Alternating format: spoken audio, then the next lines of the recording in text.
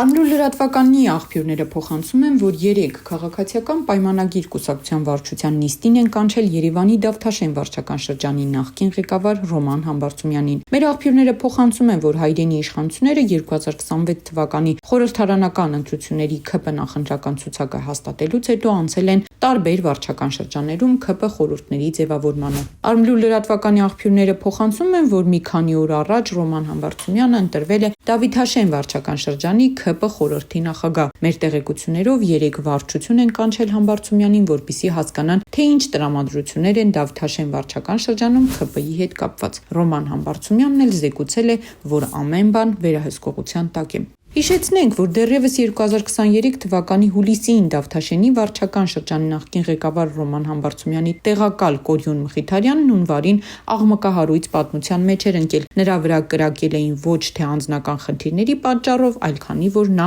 Ռոման Համբարձումյանի տեղակալն էր եւ քաղաքացիների հետ հարաբերվել էր փողոցային կանոններով։ Նշենք, որ Համբարձումյանը Դավիթաշենում հայտնի է իր վատ բարքերով, քաղաքացիների հանդեպ վատ վերաբերմունքով։ Հավելենք, որ դեռևս 2023 թվականին ժողովուրդը գրել էր, որ 2022 թվականի մարտից թաղապետի պաշտոնը զբաղեցրած Ռոման Համբարձումյանը բանկում ավանդ ունի, որը տարեվերջի դրությամբ կազմել էր $30,000։ Մինչ այդ պաշտոնում նշանակվել է Համբարձումյանն աշխատել էր Հայփոստում, Վեոլիա ջրու ընկերությունում, եղել է Դավիթաշեն վարչական շրջանի ավականու անդամ։ Պաշտոնյան հայտարարագրի համաձայն դեռևս 17 թվականին $15,000 ձեռքի ժամացույց էր նվեր ստացել։ Ումից, ինչի դիմաց չէր մանրամասնել։ Եթե սա լիներ նախկինում, ապա Նիկոլ Փաշինյանը կասեր կոռումպացված չինովնիկ, իսկ հիմա լռում է։